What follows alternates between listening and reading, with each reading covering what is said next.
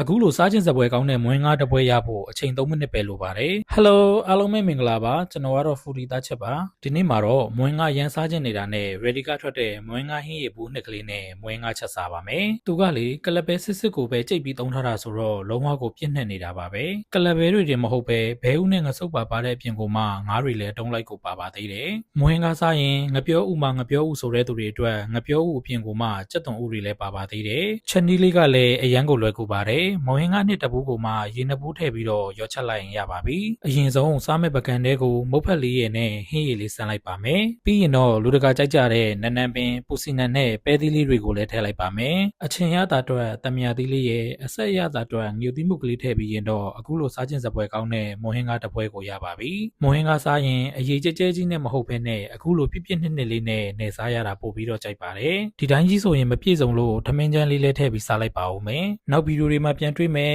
တတား